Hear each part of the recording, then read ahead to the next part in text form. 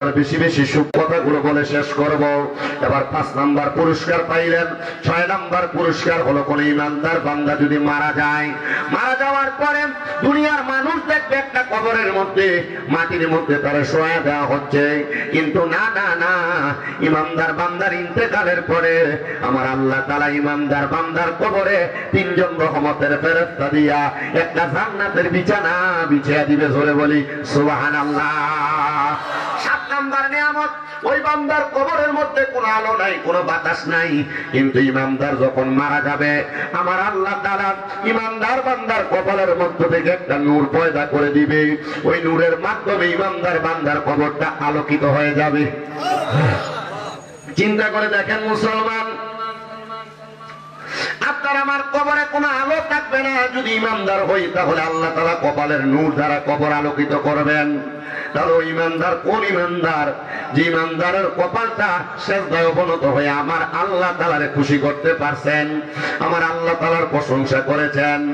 8 number পুরস্কারটা বড় মজাদার। মায়ার নবী গো কেমন মজাদার! বলে হাসরের ময়দানে মানুষ যখন গামের সাগরে সাঁতার কাটবে, কারোর বুক পরিমাণ ঘাম থাকবে, কারোর নাভি পরিমাণ ঘাম থাকবে, কেউ ঘামের সাগরে সাঁতার কাটবে। আল্লাহ তাআলা হাসরের ময়দানে ইমানদার বান্দাটাকে লাওয়ায়ে হামদের পতাকার নিচে জায়গা করে দিবে। জোরে বলি সুবহানাল্লাহ। আরে মুসলমান, শুধু তাই না, আমার আল্লাহ তাআলার বান্দা যখন ইন্তেকাল করবে হাসরের ময়দান থেকে ফুলসেরাতটার সামনে আসবে। ওই ফুলসেরাতটা আল্লাহ তাআলা শুকর গুজারকারী বান্দার জন্য বিসমিল্লাহ বলে কদম রেখে আলহামদুলিল্লাহ বলে দেখবে ফুলসেরাত পার হয়ে গেছে। আর 10 নাম্বার পুরস্কারটা আল্লাহ তাআলার বান্দার জন্য সবচেয়ে নেয়ামতওয়ালা পুরস্কার।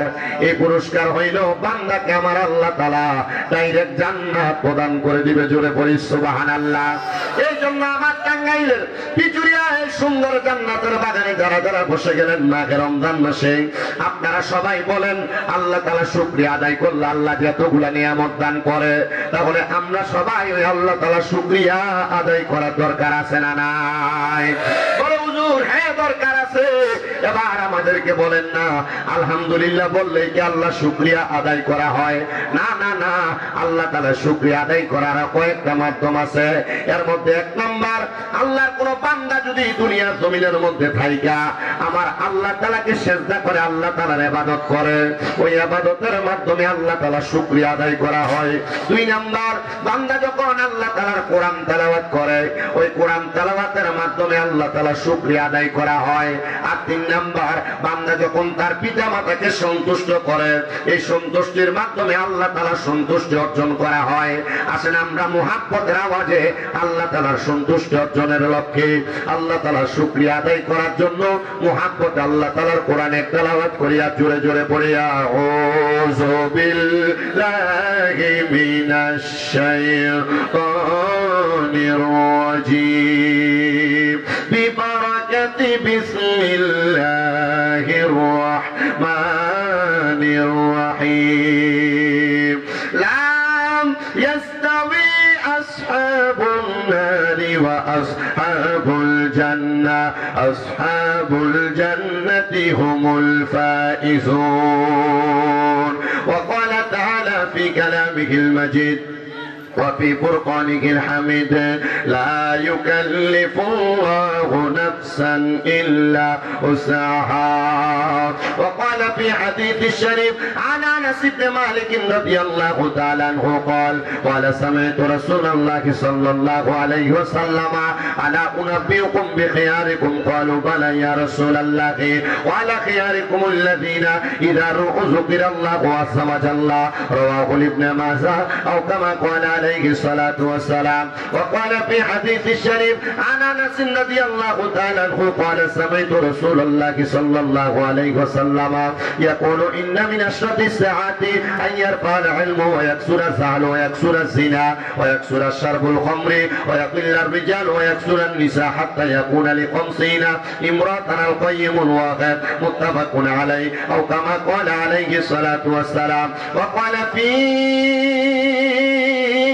شان حبيبه ومحبوبه ومعشوقه مخبرا وآمرا إن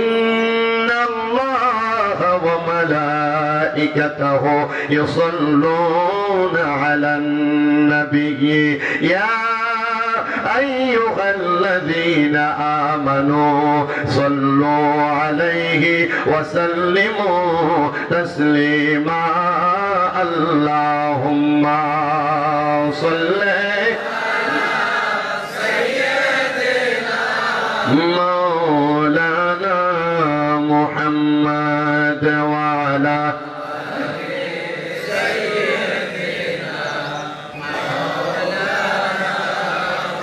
জবান খুলে মোহাব্বতের আওয়াজে দরুদ শরীফ আদায় করি আল্লাহুম্মা সাল্লি আলা সাইয়্যিদিনা মাওলানা ওয়া আলা আলি সাইয়্যিদিনা তেরে নসলে পাক মে बच्चा बच्चा नूर का तू है आईने नूर तेरा सब घराना नूर का अल्लाहुम्मा सल्ली अला सय्यिदिना मौलाना व अला आलि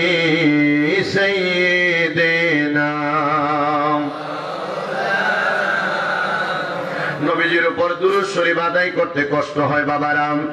না, কষ্ট হয় না। যারা আশিকে রাসূল তাদের কষ্ট হবে না, কারণ আল্লাহর হাবিব মুহাম্মদুর রাসূলুল্লাহ সাল্লাল্লাহু আলাইহি ওয়াসাল্লাম নবী আমার বলেন, দুনিয়ার জমিনের মধ্যে যে ব্যক্তি আমি নবীর উপর যত বেশি দুরূদ শরীফ আদায় করবে, আমার আল্লাহ তাআলা জান্নাতের মধ্যে ওই ব্যক্তিকে আমি নবীর তত কাছাকাছি রাখবে।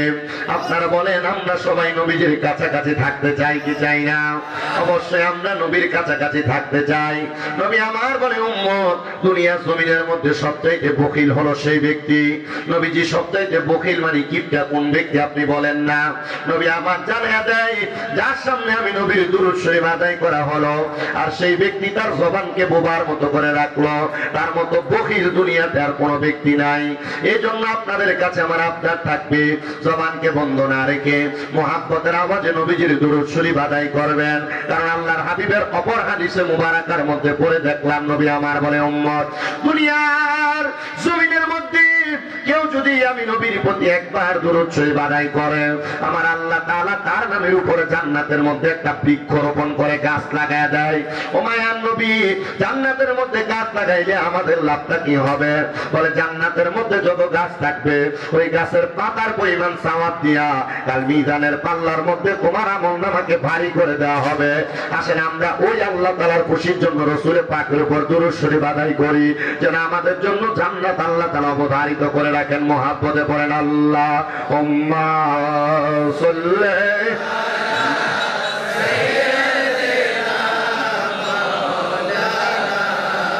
মুহাম্মাদ ওয়া আলা আলি সাইয়্যিদিনা মাওলানা। বেবে দেখো মনে মনে প্রেমনি করছো নবীর শোনে, নইলে থেকে বারোজ হাসরে মুহাম্মদ ইয়া রাসূলুল্লাহ। আল্লাহুম্মা সাল্লি আলা সাইয়্যিদিনা মাওলানা মুহাম্মদ ওয়া আলা আলি সাইয়্যিদিনা মাওলানা মুহাম্মদ লা ইলাহা ইল্লাল্লাহু লা ইলাহা লা কালমা লা ইলাহা ইল্লাহু হাসবি রব্বি জাল্লাল্লাহ মা ফি কলবি গায়রুল্লাহ। নূরে মুহাম্মদ সাল্লাল্লাহু পড়েন, নূরে মুহাম্মদ সাল্লাল্লাহু লা ইলাহা ইল্লাল্লাহ লা ইলাহা ইল্লাল্লাহু লা ইলাহা লা গায়রে আল্লাহ ছাড়া মাবুদ নাই আমার নবীজি ছাড়া ও পাই নাই ওই নবীকে পাইতে হইলে ওই নবীকে লে পীর মুর্শিদের দোয়া চাই লা ইলাহা ইল্লাল্লাহ লা ইলাহা ইল্লাল্লাহ নামাজ রোজা চাই রহনা কেহ মা বাবার খেদমত চাই রহনা আমার নবীর দরুদ হইল না পর নবীর দরুদ আমার নবীও তোমায় ভুলবে না লা ইলাহা ইল্লাল্লাহ লা ইলাহা আরে অনেকে দূরে মদিনা আমরা কেমনে যাব জানি না আপনারা বলেন আমরা সবাই মদিনা যাইতে চাই কি চাই না ও মুসলমান কেন মদিনা যাইবা আমি একটু সামান্য ফজিলতের কথা বলে দিই আপনাদের কাছ থেকে আমি আলোচনার ধারাবাহিকতা টানবো আল্লাহর হাবিব সাল্লাল্লাহু আলাইহি ওয়াসাল্লাম নবী আমার বলেন মান যারা কবরি ওয়াজাবাত লাহু শাফাতি ইয়াউমাল কিয়ামা আমার নবী বলে উম্মত দুনিয়ার জমিনের মধ্যে যেই ব্যক্তি আমি নবীর রওজা মুবারক জিয়ারত করলো তার জন্য সুপারিশ করা আমি নবীর জন্য ওয়াজিব হয়ে যায় আরে আমার টাঙ্গাইলের পিচুরিয়ার বাবারা একবার চিন্তা করে দেখেন আপনি যদি নবীজির রওজা মুবারক একবার জিয়ারত করেন আপনি কবরে যাওয়ার পর আল্লাহর হাবিব আপনার জন্য সুপারিশ করবে আর আমার নবী যদি আপনার জন্য সুপারিশ করে গো ওই সুপারিশের কারণে আল্লাহ তাআলা আপনার জান্নাত প্রদান করবে বলে হুজুর নবীর সুপারিশ করলে আল্লাহ জান্নাত দিবে বিষয়টা তো একটু বোঝার আছে হ্যাঁ অবশ্যই বোঝার আছে আমার নবী সুপারিশ করলে আল্লাহ তাআলা নবীর সুপারিশ ফিরিয়ে দিবেন না কারণ আমার নবীর একটা উপাধি হইল মুস্তাজাবাতুদ দাওয়াত নবী যদি কোনো কিছু আল্লাহর কাছে চায় আমার আল্লাহর সাথে সাথে সেই দোয়াটা কবুল করে নেয় ও মুসলমান ওই নবী আপনার জন্য দোয়া করবে ওই নবী আপনার জন্য সুপারিশ করবে ওই নবী যদি সুপারিশ করে গো আপনার জান্নাতে যাওয়া অবধারিত হয়ে যাবে আমি কয়েকদিন আগে অল্প কিছুদিন হয় মদিনা শরীফ জিয়ারত করে আসছি আমি আমার রাসূলের পাকের রওজার সামনে দাঁড়িয়ে দাঁড়িয়ে বলছি ইয়া রাসূলুল্লাহ আমার মনে সব চাইতে বড় একটা শখ ছিল আপনার রওজা মুবারক জিয়ারত করব কিন্তু আমার আল্লাহ তাআলা যে এত তাড়াতাড়ি আমাকে আপনার রওজার সামনে আসবে আনবে আমি বুঝতে পারি নাই মায়ার নবী গো আমি আপনার রওজা মুবারকে সালাম দিয়া যাই গো নবী আমার মনে এখন আরেকটা শখ জন্মাইছে আপনি নবীর মদিনা শরীফ জিয়ারত করার কারণে আমার মনের মধ্যে একটা আশা লাগছে গো নবী আপনি নবীর রওজা মুবারক দেখতে এত সুন্দর না জানি আপনি নবী দেখতে কত সুন্দর মায়ার নবী গো আপনি নবীর চেহারা মুবারক আমার মরণের আগে আমি একবার দেখতে চাই ও আশিক রাসূল ভাই বাবারা যেই নবীর চেহারা মুবারক দেখার কারণে জান্নাত নসিব হয়ে যায় আপনারা বলেন আমরা সবাই ওই নবীর চেহারা মুবারক দেখার দরকার আছে না নাই আমি যেই দিন আমার নবীর রওজা থেকে আমি মক্কার উদ্দেশ্যে রওনা করেছিলাম আমি নবীর রওজার সামনে দাঁড়িয়ে দাঁড়িয়ে বলছি ইয়া রাসূলুল্লাহ আপনার কত পাগল প্রেমিকেরা বাংলাদেশের মধ্যে আপনি নবীর জন্য নবী নবী বইলা কান্দে দুরূদ শরীফ আদায় করে করে কান্দে মায়ার নবী আপনি বলেন না গো এদেরকে আপনি মরণের আগে একবার আপনার রওজা জিয়ারত করার জন্য নিয়ে আসবেন নি আমি এই কথাটা মক্কা শরীফে যাইয়া আল্লাহর কাবা ঘরে গিলাফের মধ্যে ধরে ধরে কান্না করছি আর বলছি ও আল্লাহ দুনিয়ার মসজিদের ভিতরে এক ওয়াক্ত নামাজ পড়লে এক ওয়াক্তের সওয়াব হয় কিন্তু তোমার কাবা ঘরের সামনে এসে এক ওয়াক্ত নামাজ পড়লে 1 লক্ষ ওয়াক্তের সওয়াব হয় এই টাঙ্গাইলের বাবা একটা বার কি চিন্তা করে দেখছো এই পিচুরিয়ার মসজিদের ভিতরে এক ওয়াক্ত নামাজ পড়লে 1 ওয়াক্তের সওয়াব হবে কিন্তু মদিনা শরীফের মসজিদে নববীর ভিতরে 1 ওয়াক্ত নামাজ পড়লে 50,000 ওয়াক্তের সওয়াব হবে মনটা কি চায় না কোনদিন একবার মদিনা শরীফ যায় নামাজ পড়তে মনটা কি চায় না কোনদিন একবার মক্কা শরীফ যায় নামাজ পড়তে আর শুধু এই জায়গা না মদিনা শরীফের একবারে কেবলা থেকে ডান বরাবর 310 নম্বর গেটে একটা রাস্তা আছে যে রাস্তা দিয়ে সামনে হাইটা গেলে কোবা মসজিদ নামক একটা মসজিদ আছে ওই মসজিদের ভিতরে যায় কেউ যদি 2 রাকাত নফল নামাজ আদায় করে আমার আল্লাহ তাআলা ওই ব্যক্তির আমলনামার মধ্যে একটা উমরা হজের সওয়াব লিপিবদ্ধ করে দেয়। দুনিয়ার মুসলমান কোন দিন তুমি 1 লক্ষ ওয়াক্ত নামাজ পড়বা জানি না, কোন দিন তুমি 50,000 রাকাত নামাজ পড়বে জানি না, তবে আমার তোমার কাছে করো জোরে আবদার, তুমি যদি 2-3 লাখ টাকা একসাথে হইলে তুমি ক্ষেতের জায়গা কিনো, বাড়ির জায়গা কিনো, সম্পত্তি কিনো, আমি তোমার কাছে আবদার করবে টাকাটা দিয়ে মক্কা মদিনা যাও। মক্কার পরে যে দোয়া করলে আল্লাহ তাআলা তোমার এর চাইতে বেশি সম্পদ দান করে দিবে। মুসলমান কিছু টাকাই হইলে ব্যাংকের মধ্যে নিয়ে জমা করে তুমি তোমার অ্যাকাউন্টের ব্যালেন্স বাড়াও। এই টাকা পয়সা ধন সম্পত্তি সব তোমার দুনিয়াতে পড়ে থাকবে, তোমার সন্তান ব্যবহার করবে, তোমার কবরের কোনো সামান রেডি হবে না। আমি তোমাদের কাছে আবদার করি রে বাবা, দুনিয়া জমিনে যা করো আর না করো, মক্কা মদিনা একবার হলো যাওয়ার নিয়ত করো, কারণ নিয়াতুল মুমিনিন খায়রুম মিন আমালি, মুমিনের নিয়ত তার আমলের চাইতে উত্তম। আপনি যদি নিয়ত করেন মক্কা না পেরা যদি মারা যান, আমল নামার মধ্যে মক্কা মদিনা যাওয়ার সওয়াব হয়ে যাবে। ও মুসলমান, আপনারা বলেন আমরা সবাই ওই মক্কা মদিনা যাইতে চাই কি চাই না? কারা কারা যাইতে চাই 2 হাত করে আমার আল্লাহকে দেখায়, জবান খুলে একটা তাকবীর হবে।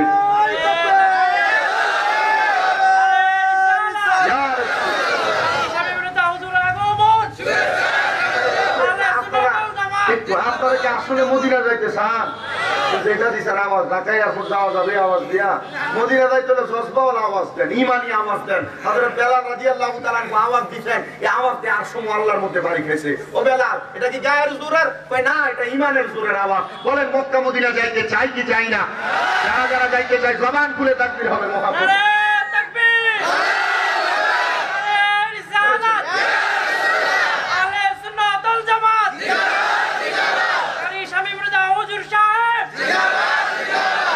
বলেন মারহাবা। আরে মক্কা মদিনা যাইতে চাই কি চাই না? মুহাম্মদে বলেন, আরে দয়াল আল্লাহ দয়া করেন, দয়াল আল্লাহ রেন নসিব করেন মদিনা, লা ইলাহা ইল্লাল্লাহু লা ইলাহা ইল্লাল্লাহ। বন্ধু নামাজ রোজা চাইরো না, কেহ মা বাবার খেদমত চাইরো না, আমার নবীর দরুদ হইল না, পড়েন নবীর দরুদ হইল না, আমার নবীও তোমায় ভুলবে না, লা ইলাহা ইল্লাল্লাহু লা ইলাহা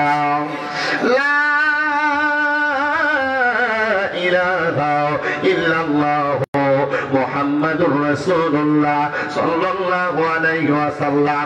আসলে আমার ভাই বাবারা বন্ধুরা, আমরা তো আজকের মাহফিলে জীবনের গুনাহগুলো maaf করানোর জন্য বসছি। আমি বয়ান শ্রবণ শুরু করার আগে আপনাদেরকে নিয়ে একটু মহব্বতে জীবনের গুনাহগুলো maaf করানোর জন্য আল্লাহ তাআলার ইসমে জাতের জিকির করব। এমন ভাবে আল্লাহ শব্দ ব্যবহার করে কলবের মধ্যে ধাক্কা দিবেন, আমার আল্লাহ তাআলা যেন কলবের সকল ময়লাগুলো পরিষ্কার করে দেয়। মহব্বতের আওয়াজে উচ্চ কণ্ঠে আমার আল্লাহ তাআলার ইসমে জাতের জিকির করবে। আল্লাহ তাআলার জিকির করলে আল্লাহ তাআলা আপনার আমার জীবনের গুনাহ maaf করবে। চোখটা বন্ধ করে দিয়ে ইসমে জাতের জিকির করেন, আল্লাহ আল্লাহ আল্লাহ আল্লাহ আল্লাহ আল্লাহ আল্লাহ আল্লাহ।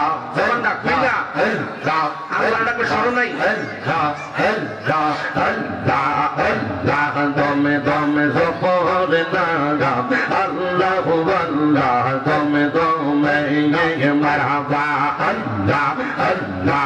আসিলে তুফান ভাঙবে না ঘরের বান, আসিলে তুফান ভাঙবে না ঘরের বান, মন পাখি আইয়া যাবে নিজ জঙ্গলাই, দমে দমে মারহাবা আল্লাহ আল্লাহ আল্লাহ আল্লাহ আল্লাহু আল্লাহ, দমে দমে মারহাবা আল্লাহ আল্লাহ আল্লাহ আল্লাহ।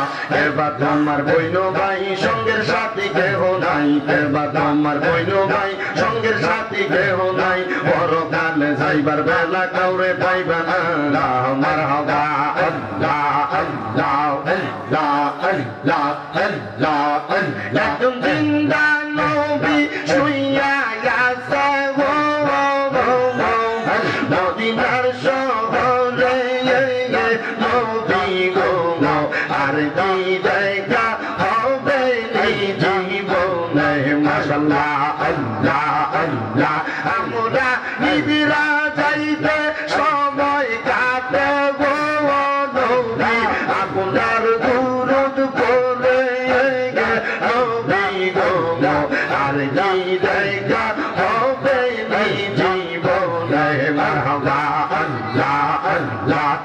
নবী গো আর কি দেখা হবে এই জীবনে মারহাবা আল্লাহ আল্লাহ আল্লাহ মেঘর আনলো নবীজি আপনি মেঘর বাগান ও গো নবীজি আপনি মেঘর বাগান মারহাবা আল্লাহ আল্লাহ আপনাকে দেখিলে গো নবীজি আপনাকে দেখিলে গো নবীজি বুঝত হই হা রাম ও গো নবীজি আপনি মেঘর বাগান মারহাবা আল্লাহ আল্লাহ আপনি আল্লাহর প্রিয় হাবিব আপনি দয়া বাগান আপনি আল্লাহর প্রিয় হাবিব আপনি দয়া বাগান আপনাকে দেখাইতে আল্লাহ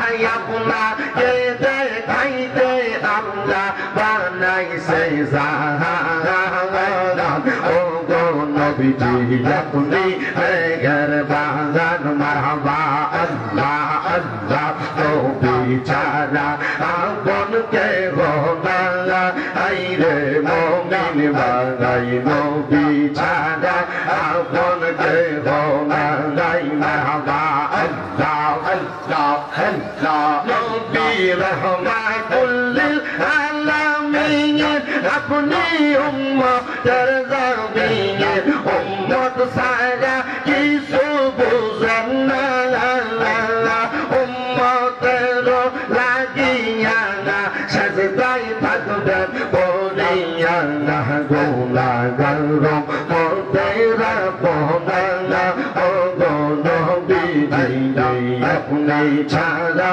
আপন কে গো নাই আল্লাহ আল্লাহ আল্লাহ আল্লাহ আল্লাহ আল্লাহ আল্লাহ লা ইলাহা ইল্লাল্লাহ মুহাম্মাদুর রাসূলুল্লাহ সাল্লাল্লাহু আলাইহি ওয়াসাল্লাম জবান খুলে মুহাব্বতের আওয়াজে উচ্চ কণ্ঠে জোরে জোরে পড়ি আলহামদুলিল্লাহ। বলেন এত সুন্দর জান্নাতের বাগানে বসে আল্লাহ তাআলার ইসমে জাতের জিকির করেছি, আমরা সবাই খুশি না বেজার? মহান আল্লাহ তাআলা আমাদেরকে আজকের জান্নাতের বাগানে বসে আল্লাহ তাআলার কালামে হাকিম, রাসূল পাকের হাদিসে মুবারাকা এবং উলামায়ে কেরামদের আলোচনাগুলো শ্রবণ করে আমাদের সিনাকে নূরে নূরান্বিত করার তৌফিক দান করুন। সবাই বলি আল্লাহুম্মা আমিন। আজকের জান্নাতের বাগান পীরে কামেল আমিরুশ শরীয়ত মুহাইয়ে সুন্নাত আশিক রাসূল মাশুক ইলাহি শাইখুল মাশায়েখ আল্লামা শাহ সুফি আলহাজ কারি মোহাম্মদ বদরুর রহমান রহমাতুল্লাহ আলাইহির স্মরণে এবং পীরজাদা আলহাজ শাহ সুফি মোহাম্মদ সাইফুল্লাহিল কাতি মাদ্দাজিল্লাহুল আলিয়ার শুভাগমন রমজানুল মুবারক উপলক্ষে 11তম বাৎসরিক ইসালে সওয়াব মাহফিলে এখানকার বদরুর রহমানিয়া হাফিজিয়া সুন্নি মাদ্রাসা ও ইতিমখানায় ওয়াইসিয়া শরীফের পিচুরিয়াতে আমরা যারা উপস্থিত হয়েছি, মহান আল্লাহ তাআলা আমাদের সবাইকে উপস্থিত হওয়ার তৌফিক দান করেছেন। ওই আল্লাহ তাআলার শুকর গুজার করে মুহাব্বতের আওয়াজে ঝুষে ঘুষে পড়ি আলহামদুলিল্লাহ। উপস্থিত হাজিরিন, আজকের জান্নাতের বাগান আমরা যারা উপস্থিত হয়েছি, আমরা দুই একটা কথা শিখে এটার উপর আমল করার জন্য আসছি। তা আমি মূর্খ মানুষ, নগণ্য মানুষ, নালায়েক মানুষ, নাচিস মানুষ, আমি কি বলবো? যতটুকু আমার এলেমের যোগ্যতার জোরে আল্লাহ তাআলা আমাকে যা তৌফিক দিয়েছেন আমি তা আপনাদের কাছে বলবো। আমার বয়ান থেকে আপনার কাছে যেটা মনে হবে, যেটার উপর আমল করলে আমি উপকৃত হব, নাজাত পাবো, আপনি সেটার উপর আমল করার চেষ্টা করবেন। আর এই বয়ান থেকে যে কথাটা আপনার জন্য নাজাতের ফয়সালা হবে না মনে হবে, আপনি এই কথাকে এই প্যান্ডেলে রেখে দিয়ে আপনি চলে যাবেন। কেন? কারণ আল্লাহ তাআলা আমরা মানব জাতিকে দুই ধরনের বানাইছি। কয় ধরনের? দুই ধরনের। একটা ভালো জাত, একটা খারাপ জাত। কিন্তু ভালো জাত এবং খারাপ জাতকে আল্লাহ তাআলা কোরআনুল কারীমে কি বলছেন? আল্লাহ তাআলা বলছেন লা ইস্তাওয়ি আসহাবুন নারি ওয়া আসহাবুল জান্নাহ। আল্লাহ তাআলা বলছেন বান্দা, যারা জান্নাতি যারা দুজকি তারা এক রকম না। আল্লাহ কেন বলে? শুনো, আসহাবুল জান্নাতি হুমুল ফাইজুন, যারা জান্নাতি তারা সফল কাম। জোরে সরে বলি, এটা আসতে বললেন। এতগুলা মানুষ সুবহানাল্লাহ বললে কলিজায় লাগার কথা, মুহাব্বতে বলি সুবহানাল্লাহ। সাহাবায়ে কেরাম আমার নবীকে প্রশ্ন করলেন, ইয়া রাসূলুল্লাহ, ও মায়ার নবী, আপনি বলেছেন জান্নাতি এবং জাহান্নামীর এক রকম নয়, আল্লাহ তাআলার কোরআনের ঘোষণা। নবী আপনি বলেন না, তাহলে জান্নাতি এবং জাহান্নামীদের পরিচয় আপনি জানিয়ে দেন। আমার নবী আল্লাহ তাআলার কোরআনুল কারীম থেকে তেলাওয়াত করে শোনায়া দেয়, বান্দারা, উম্মতের দলেরা শুনে নাও। ইন্নাল্লাযীনা কাফারু মিন আহলিল কিতাবি ওয়াল মুশরিকিনা ফী নারি জাহান্নাম খালিদিনা ফীহা উলাইকা হুম শাররুল বারিয়া। জবান খুলে উচ্চ কণ্ঠে জোরে জোরে পড়েন আল্লাহু আকবার। নিশ্চয় যারা কুফরি করে এবং আহলে কিতাবের অন্তর্ভুক্ত এবং যারা মুশরিক, যারা শিরক করে, আল্লাহ তাআলা তাদের জন্য বলেছেন ফী নারি জাহান্নাম খালিদিনা ফীহা, তারা জাহান্নামের বাসিন্দা, একদিন দুই দিন না, খালিদিনা ফীহা, তারা জাহান্নামের মধ্যে চিরস্থায়ী বাসিন্দা হয়ে থাকবে। আল্লাহ তাআলা কারা, তাদের পরিচয় আপনি বলেন না। আমার আল্লাহ তাআলা জানায়া দেয়, বান্দা এরা আর কেউ না, উলাইকা হুম শাররুল বারিয়া, এরা হলো দুনিয়ার সবচাইতে নিকৃষ্ট মানুষ, সবচাইতে বাজে মানুষ, সবচাইতে খারাপ মানুষ। আমাদের সমাজে যেই ব্যক্তি ক্যাটারি করে, যেই ব্যক্তি সন্ত্রাস করে, যে ব্যক্তি হারাম খায়, যে ব্যক্তি সুদ খায়, যে ব্যক্তি ঘুষ খায়, যে ব্যক্তি পরের হক মেরে মেরে খায়, আমরা তাদেরকে খারাপ জানি। কিন্তু মুসলমান শুনে রাখবেন, আল্লাহ তাআলার কোরআন যেই কাজটাকে করতে আদেশ করেছে, কেউ যদি সেই কাজটা আদায় না করে তার বিপরীত কোনো কাজ করে, সেই ব্যক্তি আল্লাহ তাআলার কোরআনের আইনকে লঙ্ঘন করেছে। এটার কারণে কুফরি শামিল হয়ে যায়, তখন বান্দা কাফেরে রূপান্তরিত হয়ে যায়। মুসলমান ইমানদাররা, আপনাদের সবার কাছে আমার আবদার থাকবে, এমন কোন কর্ম যেন মুসলমানদের মাধ্যমে না হয় যে কর্মের দ্বারা কুফরি কোন কর্মকাণ্ড সমর্থিত হয়, যে কুফরির কারণে আপনি আমার আল্লাহ তাআলার পথ থেকে দূরে সরে যাবেন।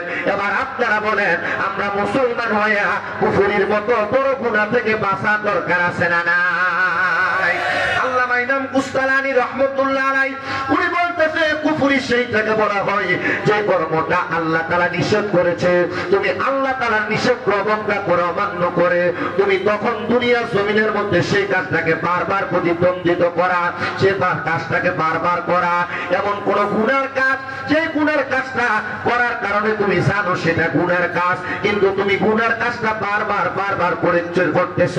আল্লাহ তাআলার বান্দা গুনাহকে গুনাহ যায় না, গুনার কাজটা বারবার করা কুফরি। এজন্য গুনার কাজ বারবার করা যাবে না। একটা গুনাহ করেছেন, পরবর্তীতে কোন জায়গায় পা বাড়াইতেছেন, আপনি 10 বার চিন্তা করবেন, আমি যে জায়গায় পা বাড়াইতেছি এটার কারণে আমার নি কোনো গুনাহ হয়ে যায়। যদি আপনি এই কর্মগুলো চিন্তা করে করে চলতে পারেন, তাহলে আপনি খারাপ মানুষের অন্তর্ভুক্ত হবেন না। সাহাবায়ে কেরাম বলে, নবী গো, ওই খারাপ মানুষদের অবস্থাটা কেমন হবে? আমরা তো দেখতে পাই যারা সন্ত্রাসী করে, যারা সুদের টাকা খায়, যারা ঘুষের টাকা খায়, এরা দামি বিল্ডিং বানায়, সুন্দর বাড়ি বানায়, সুন্দরভাবে চলাফেরা করে, ভালো খাবার খায়। আমার নবী কয়, না রে উম্মত, না, এটা দুনিয়া তাদের বালাখানা।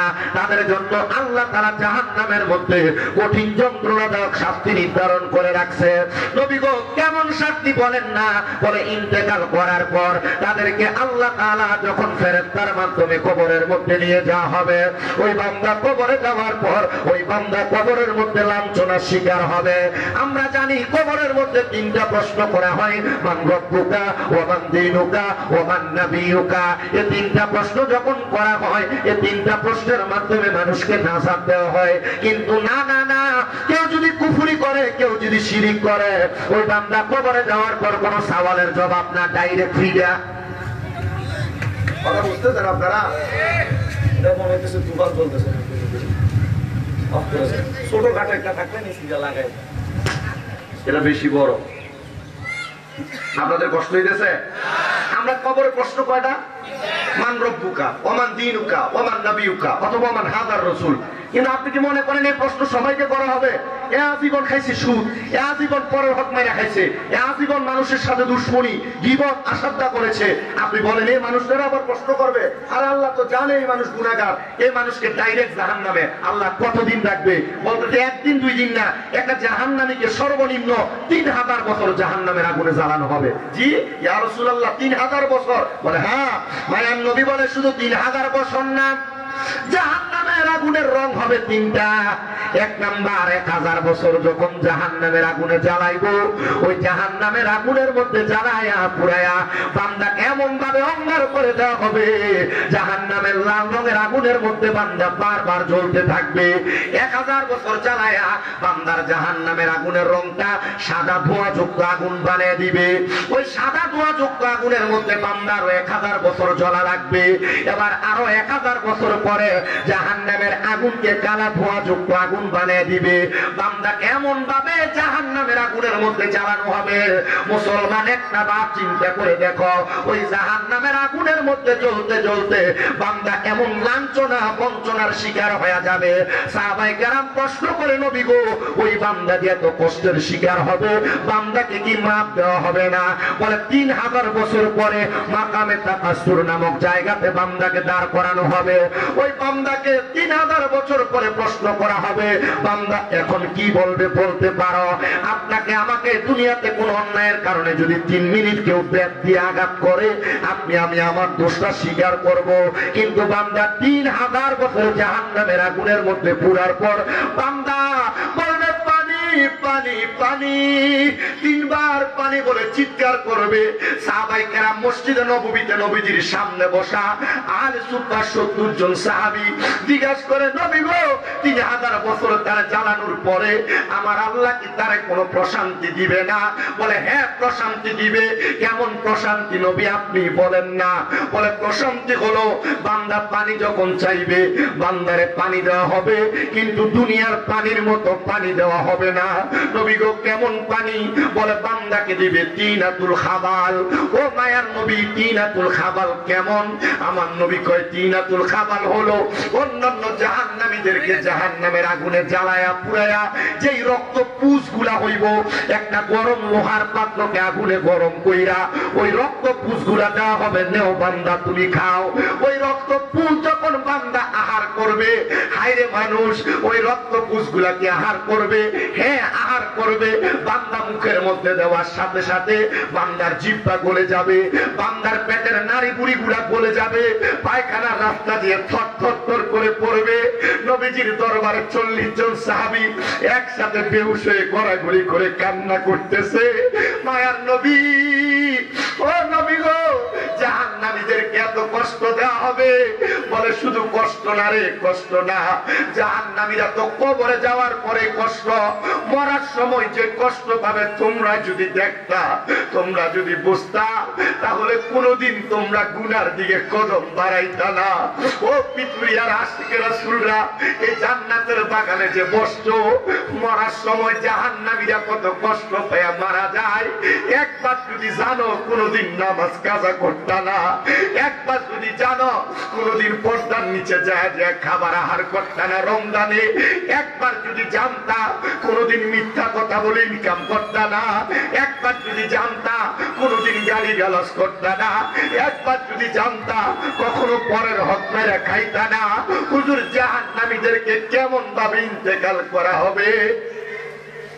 বলে জাহান্নামীরা যখন আল্লাহ তাআলা তওবা নামক গাছ থেকে বান্দার নামের পাতাটা ছিঁড়ে পড়ে যাবে, আজরাইল আলাইহিস সালাতু ওয়াস সালাম কোন বেনামাজি হারাম করবে ঈমান বান্দার সামনে আজরাইলকে পাঠানো লাগে। 2টা আযাবের ফেরেশতা পাঠাইবো, যাদের চোখগুলা হবে নীল রঙের। ওই নীল রঙওয়ালা চোখ ফেরেশতারা যখন সামনে দাঁড়ায়া যাইবো, ওই বান্দা আযাবের ফেরেশতার চোখগুলা দেখা ভয়ে বিছানার মধ্যে প্রস্রাব পায়খানা করে দিব। ও আমার আব্বুজিরা, মারা যাওয়ার সময় যদি বিছানাতে প্রস্রাব পায়খানা করে দাও, মানুষ বলবে মনে হয় আযাবের ফেরেশতা দেখা বিছানাতে প্রস্রাব পায়খানা করে দিতে। ওই দুই ফেরেশতা আসার পর বান্দা যখন ওযু ছাড়া হয়ে যাবে, আজরাইল বান্দার সামনে দাঁড়ায় যাবে রূহ কবজ করার জন্য।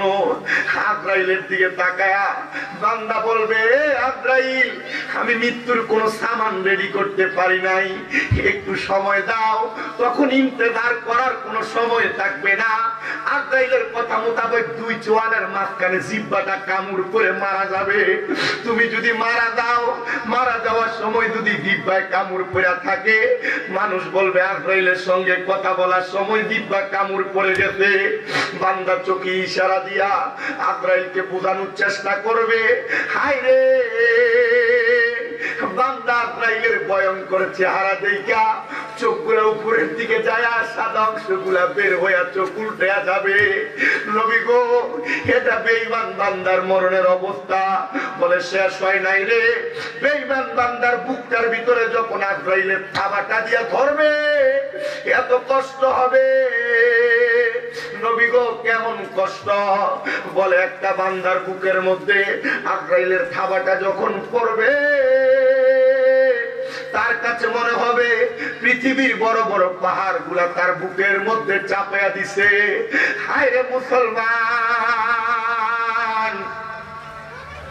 আজরাইলে যখন বুকে হাতটা রাখবে, তোমার ঘাড়ের শাহরগ গুলা ঠাস ঠাস করে ছিঁড়ে যাবে, হাতের রোগ গুলা ছিঁড়ে যাবে, পায়ের রোগ গুলা ছিঁড়ে যাবে, রক্ত চলাচল করতে পারবে না, তোমার নাকে দিয়ে মুখে দিয়ে রক্ত বের হবে। একবার কি মনটা কাঁদে না? নাকে মুখে দিয়ে রক্ত বের হবে, এই কষ্ট আমি কেমনে সহ্য করব? হায় রে আমার বাবা, নাকে মুখে দিয়ে রক্ত বের হওয়ার পর শুধু শেষ না, যখন রূহটা আপনার দেহ থেকে টান দিয়ে আজরাইল নিবে, ইদ্রিস আলাইহিস সালাতু ওয়াস সালাম বলতেছে, একটা জীবিত বকরি একটা ছাগলকে লটকায়া দিয়া টানায়া দিয়া জীবিত অবস্থায় চামড়াটা টাইনা টাইনা ছিঁড়া ফেললে বকরির যত কষ্ট হয়, একটা বেঈমান বেআমল বান্দার দেহ থেকে রূহটা আলাদা করলে বান্দার তত কষ্ট হয়। মুসলমান কেমনে সহ্য করবা? সহ্য করতে পারলে গুনাহ করো, কোনো বাধা নাই। সহ্য করতে পারলে নামাজ ছাড়ো, বাধা নাই। সহ্য করতে পারলে রোজা ছাড়ো, বাধা নাই। কিন্তু তুমি সহ্য করতে পারবা না।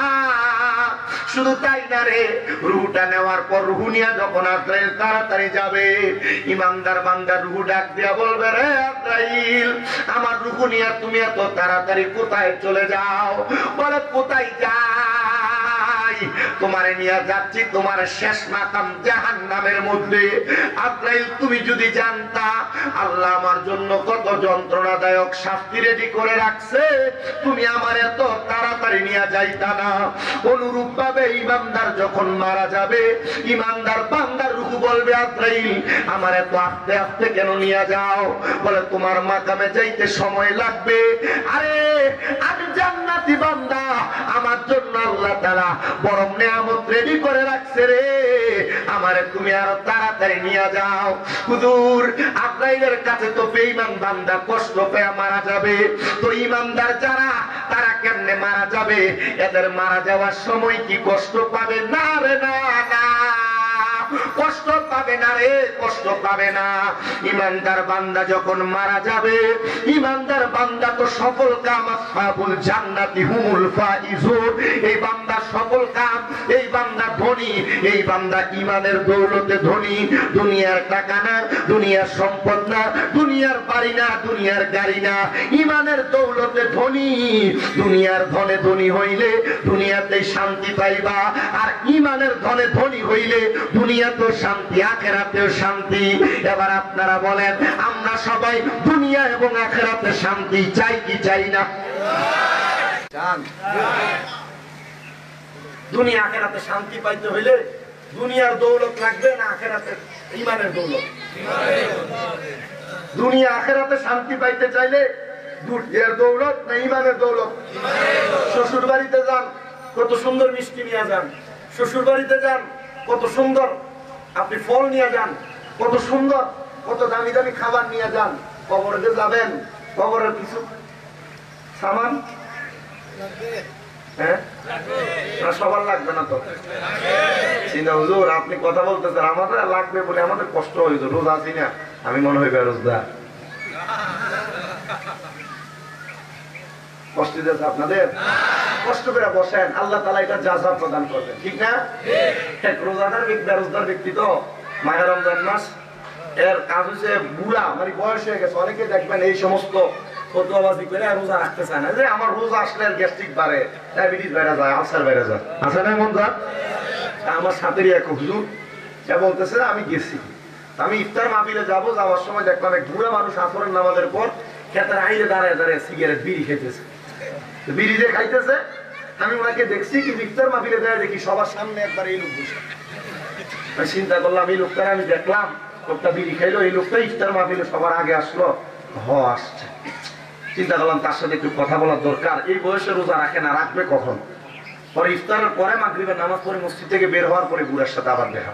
কাকা আপনি যে সিগারেটও খাইলেন, আবার ইফতার মাহফিলে সবার আগে যেয়ে বসলেন, কাজটা কি করলেন? না চাচা আমি রোজা রাখতে পারি না, বয়স বেশি তো এই জন্য, কিন্তু ইফতারে তো অনেক বরকত, আল্লাহ যদি আমারে বলে মরার পরে রোজা রাখতে পারস না, ইফতারে তো বরকত, ইফতার তো কি করতে পারলি না, তখন আমি কি জবাব দিব? এজন্য ইফতারে আগে গেছি। আমি চিন্তা করলাম কি শয়তান মাখা বুড়া বেড়া, আছে না এমন রাত? নাই মনে হয়, সব ভালো আছে না নাই? কষ্ট হইলেও বসবেন। আল্লাহ তাআলা আমাদেরকে সহিভাবে থাকার তৌফিক দান করুন। মা বোনেরা যারা মাহফিলের আশেপাশ দিয়ে হাঁটবেন, আপনি একটু কষ্ট করে তাড়াতাড়ি লম্বা লম্বা কদম দিয়ে চলে যাবেন, কারণ এখানে যদি পর্দা থাকতো আরো ভালো হইতো।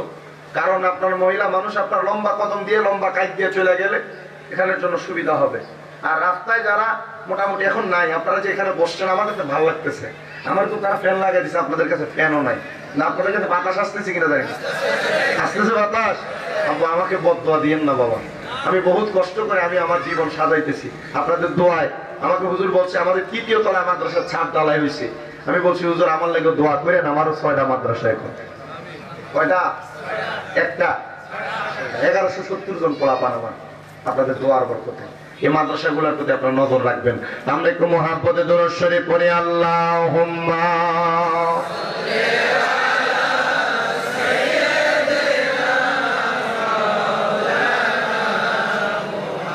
ওয়া আলা আলি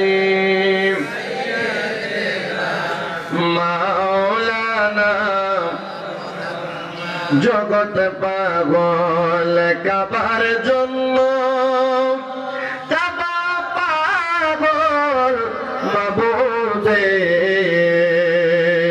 আমার মাবুদ পাগল দয়াল নবীজির, নবীজি পাগল উম্মতের। আল্লাহুম্মা সাল্লি আলা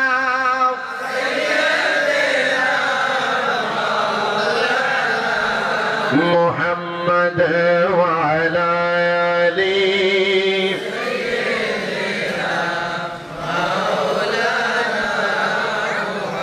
তাহলে আপনারা বলেন, কবরে যাওয়ার আগে কবরের সামান ইমানের দৌলত রেডি করার দরকার আছে না নাই?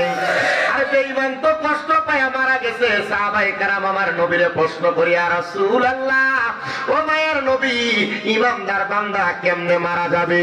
নবী আমার কই, ইমানদার বান্দা মারা যাওয়ার আগে আমার আল্লাহ তাআলা ইমানদারের কাছে 2টা ফেরেশতা পাঠিয়ে দিব। ওই 2 ফেরেশতার চোখ নীল হবে, কিন্তু এগুলো জান্নাতের ফেরেশতা।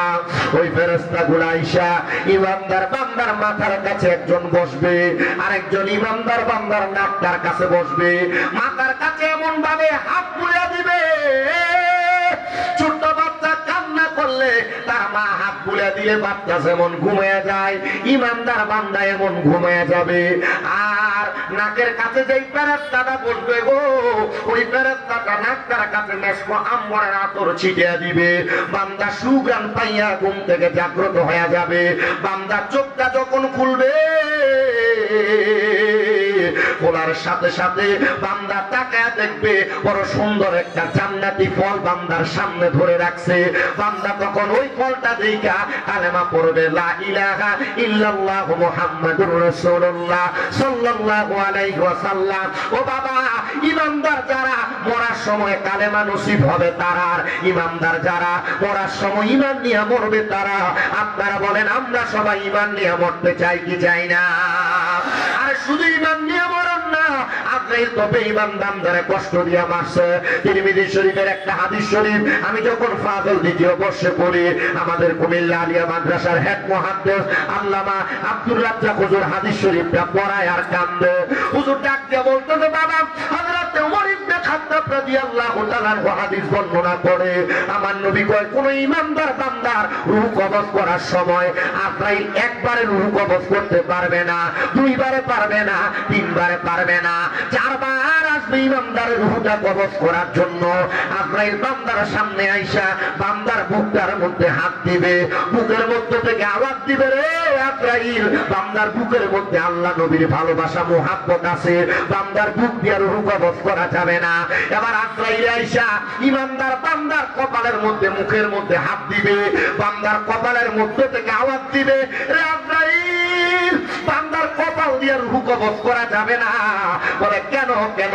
বলে বান্দাই কপাল দিয়া 5 ওয়াক্ত নামাজ আদায় করে সিজদা দিয়া আমার আল্লাহ তাআলার সিজদা দিয়া আল্লাহর প্রশংসা করছে, এই জন্য বান্দার কপাল দিয়া রূহ কবজ করা যাবে না। আজরাইল বান্দার ডান দিকে হামলা করবে, ডান দিক থেকে জবাব দিবে, আজরাইল ডান দিক থেকে যে হামলা করলা কারণটা কি? ডান দিক দিয়ে তো রূহ কবজ করা যাবে না। বলে কেন কেন? বলে ইমানদার বান্দা তার আম্মা আব্বার খেদমত করেছে, এই জন্য বান্দার ডান দিক দিয়ে আমরা রূহ কবজ করতে দিব না। বান্দার বাম দিকে হামলা করবে, বাম দিক থেকে জবাব দিবে, আজরাইল আমরা বাম দিকে বান্দার দান এবং সাদাকা, বান্দার বাম দিক দিয়ে রূহ কবজ করতে দিব না। বান্দা তখন কালেমা পড়বে, বান্দার ভিতর থেকে রূহটা কবজ করবে, বান্দা টের পাবে না, টের পাবে না। তুমি যদি ইমানদার হও মরার সময় টের পাবা না, মারা যাওয়ার পর ডাইরেক্ট জান্নাতের নিশানা পেয়ে যাইবা, কবরে জান্নাতি বিছানা পাওয়া যাইবা, ওই কবরে রহমতের নবীর দিদার পাইবা। মুসলমান একটাবার কি চিন্তা করে দেখছো? তুমি দুনিয়াতে আল্লাহ তাআলা তোমার সম্পদ দিছে, হাত দিছে, পাও দিছে, দেখার জন্য সুন্দর চোখ দিছে, তুমি আল্লাহ তাআলার শুকরগুজার করো না। আপনারা বলেন আল্লাহ তাআলার এমন নিয়ামত রাজিগুলা পাওয়ার জন্য আমরা ঈমানের সাথে আল্লাহ তাআলার বেশি বেশি প্রশংসা করার দরকার আছে না নাই? আল্লাহর পয়গম্বর হযরত মুসা আলাইহিস সালাতু ওয়াস সালাম বলে আমি তো আল্লাহ তাআলার সাথে অনেকবারই কথা বলেছি, কিন্তু আমি একদিন যখন আল্লাহ তাআলার সঙ্গে কথা বলার জন্য রওনা করেছি, আমার সামনে 6 প্রকারের ব্যক্তির সঙ্গে সাক্ষাৎ। মুসা পয়গম্বর গো 6 প্রকারের ব্যক্তির সাথে যে সাক্ষাৎ, আপনার কথোপকথনটা কি হয়েছে? মুসা নবী ডাক দিয়া কয় আমি প্রথম যখন যাই একজন ধনী ব্যক্তি আমার সামনে দাঁড়ায়া আমারে ডাক দিয়া কয় মুসা তোমার আল্লাহর সঙ্গে নি কথা বলতে যাও? বলে হ্যাঁ। তোমার আল্লাহরে কইবানি রে মুসা, আমারে তো আল্লাহ তাআলা অনেক সম্পদ দিছে, এত সম্পদ আমি হিসাব করে রাখতে পারি না, এত সম্পদ আমার কাছে ঠিক মতোই সম্পদের হিসাব নাই, আল্লাহরে যায় কইও আল্লাহ যেন আমার সম্পদগুলা কমায়া দেয়। আরে দুনিয়ার মানুষ সম্পদ চায়, এই বান্দাবি সম্পদ কমাইতে চায়। মুসা নবী আল্লাহর কাছে যায় কয় আল্লাহ ওই বান্দার এত সম্পদ, বান্দা কয় তার সম্পদ যেন তুমি কমায়া দাও। আল্লাহ তুমি বলো না কেমনে তার সম্পদ কমাইবা? আল্লাহ কয় মুসা রে আমার ওই বান্দা একটা স্বভাব আছে, বান্দা বেশি বেশি সদকা করে, বান্দা বেশি বেশি যাকাত দেয়, তারে যায় কইবা যেন যাকাত দেওয়া বন্ধ করে দেয়, দান করা বন্ধ করে দেয়।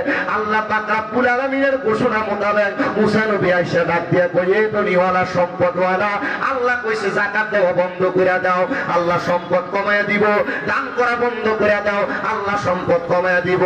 একই সম্পদ শেষ হবে কি হবে না আমি জানি না, তবে আমি আল্লাহ তাআলার হুকুম অমান্য করে যাকাত বন্ধ করতে পারবো না। বলে কেন? বলে আল্লাহর হুকুম অমান্য করলে, যাকাত দেওয়া বন্ধ করলে আল্লাহ এটার প্রতিদান আমারও দিব, আমি দুনিয়াতে কষ্ট পেয়ে মারা যাব। বলে আল্লাহ আল্লাহ কইছে যাকাত দেওয়া বন্ধ না করলে সম্পদ কমতো না, দান করা বন্ধ না করলে সম্পদ কমতো না। কই আমি যাকাত দিব, সম্পদ কমলে কমবে না, কমলে নাই। আমি ইন্তেকাল করার পর আমার সব সম্পদ আল্লাহর রাস্তায় হাওলা করে দিলাম। মুসা নবী কই আর একটু সামনে গেলাম, যাওয়ার পরে গরিব মহিলার সাথে দেখা। গরিব মহিলা ডাক দিয়ে কই মুসা নবী আল্লাহর সঙ্গে কথা বলতে যাও? বলে হ্যাঁ। বলে আমার আল্লাহরে কইবানি আল্লাহ কেন আমার এত গরিব বানাইছে? আমার ভালো মতো কোনো খাবার খাইতে পারি না, সুন্দর জামা কাপড় পরতে পারি না। আল্লাহরে কইবানি রে মুসা পয়গম্বর আল্লাহ যেন আমারে সম্পদ দান করে। মুসা পয়গম্বর আল্লাহ তাআলার কাছে রওনা করেছেন, এমন টাইমে তাকায় দেখে সাথে সাথে মহিলার যে ঘরটা ছিল কুড়ে ঘরটা একটা তুফান আইসা উড়ে নিয়ে গেছে।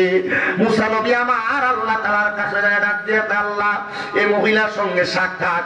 মহিলা আমারে কয় ও আল্লাহ এই মহিলার কোনো কিছু নাই, সম্পদ নাই, মহিলার ভালো করে পড়ার মতো কিছু নাই। আল্লাহ কয় মুসা রে আমি আল্লাহ তাআলা মহিলার ঘরটাও তুফান দিয়ে উড়ে দিছি। এটার কারণটা কি? আল্লাহ বলে বান্দিটা যা পাইছে তাতে শুকরিয়া আদায় করে নাই। আরে আপনার যা সম্পদ আছে, যেই বাড়ি আছে, যেই গাড়ি আছে, যেই সম্পদ নিয়ে আপনি চলতেছেন, এটাতে শুকরিয়া আদায় করবেন, তাইলে আল্লাহ তাআলা আপনার সম্পদ বাড়িয়ে দিবে। আল্লাহ কয় ও মুসা মহিলার বলবা মহিলা যেন আল্লাহ তাআলা শুকরিয়া আদায় করে, আমি আল্লাহ তাআলা এই মহিলা প্রশান্তি দান করব। মুসা নবী কয় যে মহিলার বললাম শুকরিয়া আদায় করো, কিন্তু মহিলা শুকরিয়া আদায় করে এখন আর আল্লাহ কবুল করে না। কারণটা কি?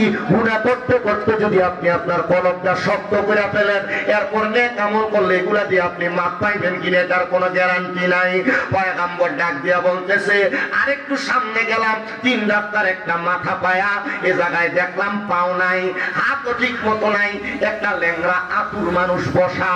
আমি তার সামনে যাওয়ার সাথে সাথে সে আমারে ডাক দিয়া কয় পয়গম্বর মুসা নবী আল্লাহর সঙ্গে কথা বলতে যাও? বলে হ্যাঁ। বলে আল্লাহর সঙ্গে যেহেতু কথা বলতে যাও, আমার আল্লাহর জিগাইবানি আমার পাও নাই, হাঁটতে পারি না, হাত নাই, কর্ম করতে পারি না, তো আমার আল্লাহ আমার এই জায়গার মধ্যে ফালায়া রাখছে, মেঘের মধ্যে ভিজি, রোদ্রের মধ্যে শুকায়। আল্লাহ তাআলা আমার যে বানাইলো, আমার দিয়া তো কোনো কাম হয় না, আল্লাহ আমারে কি লেগা বানাইছে আল্লাহর জিগাইবানি। মুসা নবী আমার আল্লাহর কাছে যায় জিগায় ও আল্লাহ এই লুড়া ব্যক্তি, পাও নাই, পঙ্গু ব্যক্তি জিজ্ঞাসা করছে তুমি তারে কি লেগা বানাইছো? এই ব্যক্তি তো দুনিয়ার জমিনের মধ্যে এমনি পড়ে রইছে, জানতে চাইছে। আমার আল্লাহ ডাক দিয়া কয় মুসা আমি আল্লাহ তাআলার জাহান্নামের একটা ছিদ্র আছে, যে ছিদ্রটার মাপে আমি আল্লাহ তারে বানাইছি। আমি আল্লাহ তাআলা ওই জাহান্নামের ছিদ্রটাকে এই পঙ্গু ব্যক্তিকে দিয়া বন্ধ করব। মুসা নবী পঙ্গু ব্যক্তিরে ডাক দিয়া কয় রে পঙ্গু ব্যক্তি আল্লাহ বলছে জাহান্নামের একটা ছিদ্র তোরে দিয়া বন্ধ করব। সে বলে আলহামদুলিল্লাহ। আলহামদুলিল্লাহ বলবেন না? যদি কেউ বলে তোরে দিয়া জাহান্নামের ছিদ্র বন্ধ করব, আপনি রাগ করবেন না? বেজার হয়ে যাবেন না? এ বলতেছে আলহামদুলিল্লাহ। ওই ব্যক্তি ডাক দিয়া কয় আলহামদুলিল্লাহ। মুসা পয়গম্বর কয় কি রে পঙ্গু ব্যক্তি, তোমারে বললাম তোমারে দিয়া জাহান্নামের ছিদ্র আল্লাহ বন্ধ করব, তুমি বললা আলহামদুলিল্লাহ। সে ডাক দিয়া কয় আমার দুনিয়ার কোনো কাজে লাগি আর না লাগি, যে আল্লাহ আমারে বানাইছে আমি তো আমার আল্লাহর কাজে লাগবো, এটার লাগে আমি আলহামদুলিল্লাহ কইছি। আল্লাহ তো আমারে দিয়া জাহান্নামের আগুন, জাহান্নামের আগুন, জাহান্নামের আগুনের ছিদ্র বন্ধ করব। এই মুসা পয়গম্বর ডাক দিয়া আমি তার দিকে তাকাইলাম। সে যখন আলহামদুলিল্লাহ বলল, সাথে সাথে তার হাত নাই, হাত গজায় গেছে, পাও নাই, পা গজায় গেছে। আমি এটা তাকে পরবর্তী দিন আল্লাহর কাছে প্রশ্ন করলাম, আল্লাহ এ ব্যক্তির হাত পাও ছিল না, তুমি সাথে সাথে তার হাত পাও দান করছো, কারণটা কি? কারণটা কি? আল্লাহ কয় মুসা দেখছো না জাহান্নামের কথা শুনেও আমি আল্লাহরে খুশি করার জন্য বলছে আলহামদুলিল্লাহ। আমি আল্লাহ তার প্রতি খুশি হইয়া এই বান্দার হাত পাও দান করে দিছে। আপনারা বলেন আল্লাহ তাআলার শুকরিয়া আদায় করলে আমার আল্লাহ আমাদেরকে বর্তমান পরিস্থিতি থেকে এর চাইতে ভালো পরিস্থিতি দান করতে পারে কি পারে না? মুসা পয়গম্বর ডাক দিয়া বলেন আরেকটু আরেকটু সামনে গেলাম, ডাইনে তাকাইলাম কোনো মানুষ দেখি না, বামে সামনে পেছনে কোনো মানুষ দেখি না, কিন্তু গুম গুম গুম গুম কান্নার আওয়াজ শুনতেছি। আমি অবাক হয়ে গেলাম, আমি কান্নার আওয়াজ শুনে জিজ্ঞাসা করলাম কান দেখে। পাহাড়ের বড় একটা পাথরের ভিতর থেকে আওয়াজ আসতেছে, মুসা কোনো মানুষ কান্দে না, আমি পাথর কান্দো। এ পাথর কান্দো কেন? বলে আল্লাহ তাআলা তো আমার দুনিয়ার কোনো কাজের জন্য বানায় নাই, আল্লাহ তাআলা আমারে দুনিয়ার জমিনের ভিতরে এমনি ফেলায়া রাখছে। আল্লাহর দিগাই বানি আমার আল্লাহ তাআলা আমারে কেন দুনিয়ার জমিনে এমনি রাখছে? ওই মুসা পয়গম্বর ডাক দিয়ে কয় আল্লাহ আরে পাথর বানায় এমনি কেন রাখছেন? আল্লাহ তাআলা জানায়া দেয় পয়গম্বর, ও পয়গম্বর পাথর জিগাও কেন কান্দে? পাথর কান্দে জাহান্নামের ভিতরে, এই পাথরগুলা দিয়ে জাহান্নামের লাকড়ির মতো তৈরি করে জ্বালাইবো। আল্লাহ তাআলার খবর শুই না মুসা নবী কয় পাথর তোমার জাহান্নামে ফালাইবো, এই জন্যই কান্দ। কয় আল্লাহ তাআলাই তো বলছে ফালাইবো। পাথরের জবান থেকে আলহামদুলিল্লাহর আওয়াজ আসে। আল্লাহর পয়গম্বর ডাক দিয়া কয় আল্লাহ তাআলা তোমার জাহান্নামে ফালাইবো, এটার জন্য তুমি আলহামদুলিল্লাহ বলো। কয় আমার মনিব আমারে দুনিয়ার কোনো কাজে লাগাইবো না, মনিবের কাজে লাগাইয়া জাহান্নামের কর্ম সম্পাদন করব, এই জন্য আমি পাথর আলহামদুলিল্লাহ বলি। আল্লাহ তাআলা কয় যা রে মুসা যা, আমি আল্লাহ তাআলা এই পাহাড়টাকে মর্যাদাওয়ালা পাহাড় বানায়া দিলাম, এই পাথরগুলারে মর্যাদাওয়ালা পাথর বানায়া দিলাম। হায়রে মুসলমান, হায়রে ইমানদারের দলেরা, ও টাঙ্গাইলের পিচুরিয়ার বাবারা, মুসা নবীকে আরেকটু সামনে গেলাম, গাছের দিকে তাকাইলাম, একটা পাখিরে দেখতেছি ডাকতেছে ইয়া করুল ইয়া করুল ইয়া করুল। আমি পাখিরে বললাম পাখিরে ইয়া করুল বলে বলে কি কো কি ডাকো? পাখি কয় আল্লাহরে ডাকি। মুসা নবী কয় আল্লাহ তো কোনো নাম ইয়া করুল নাই, আল্লাহর নাম আছে ইয়া কারিম, তুমি কেন ইয়া করুল বলো? এ পাখি ইয়া করুল না, সূর্য কইরা পড়ো ইয়া কারিম।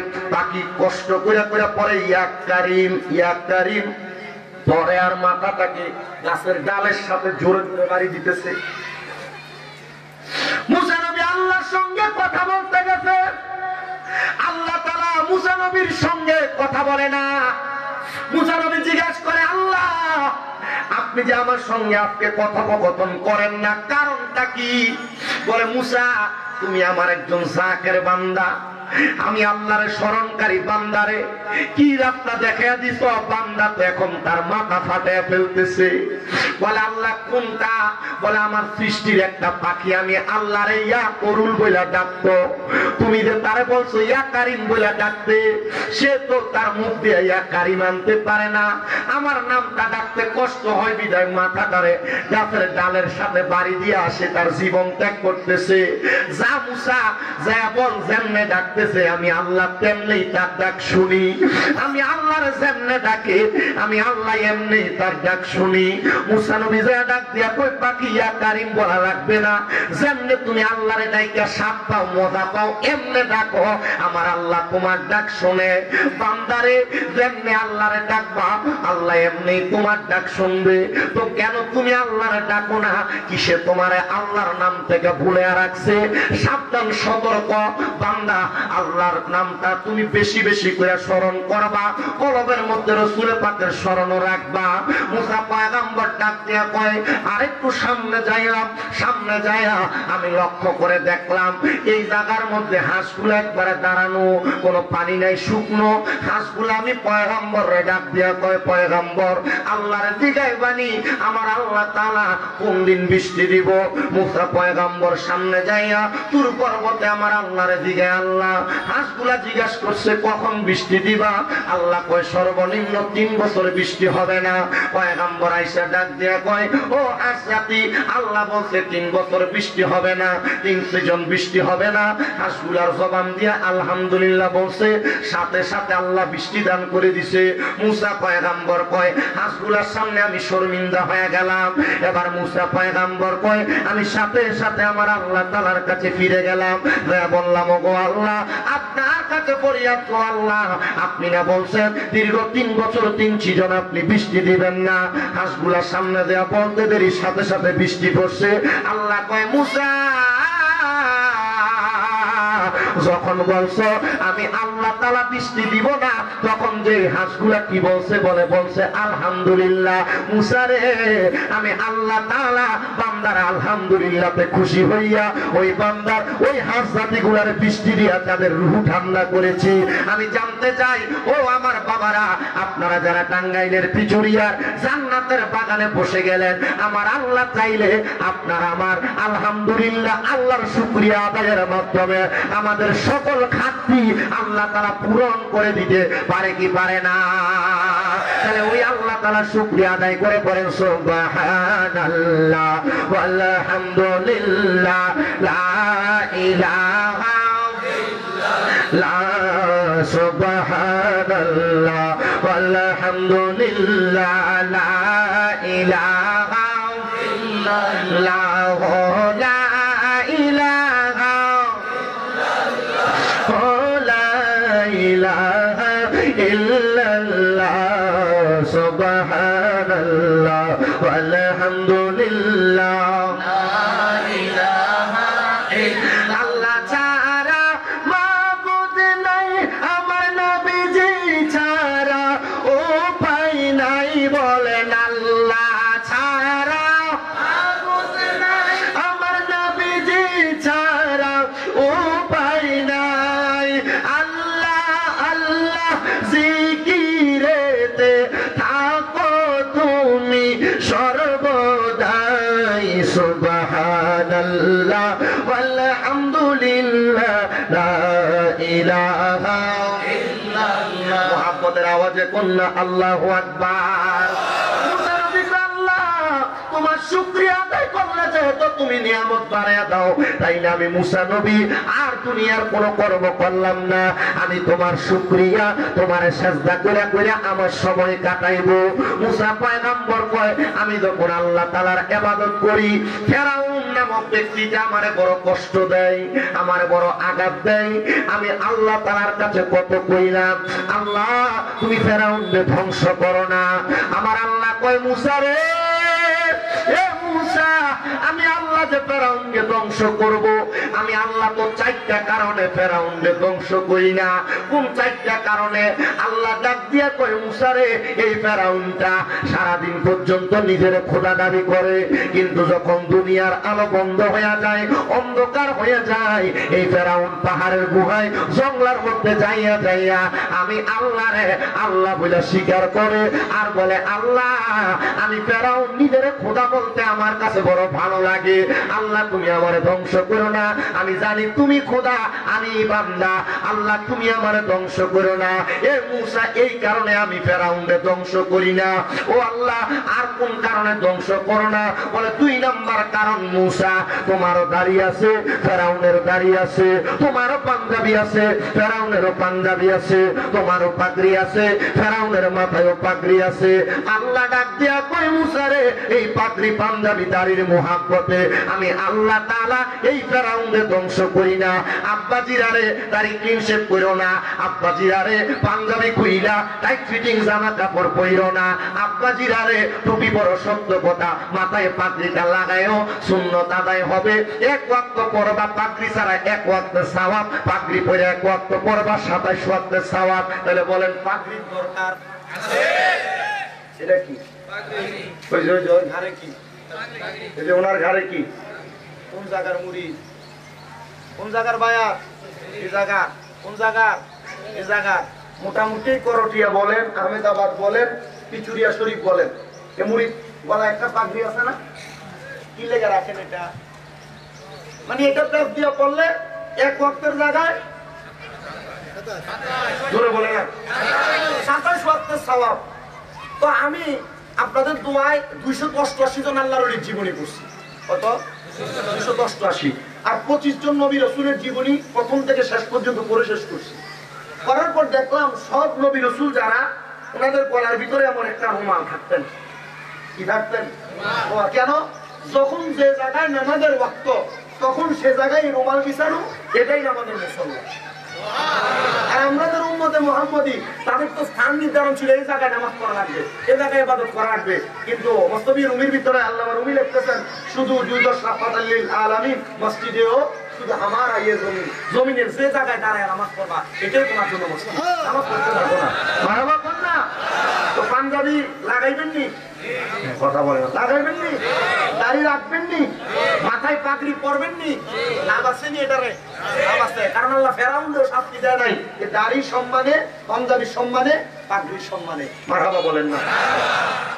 আচ্ছা আপনি দাড়িগুলা কাইটে ফেললেন মনে করেন, একবারে ফুম শেপ করলেন, ক্লিন শেপ কইরা আপনি কবরে গেলেন। কবরে কয়টা প্রশ্ন?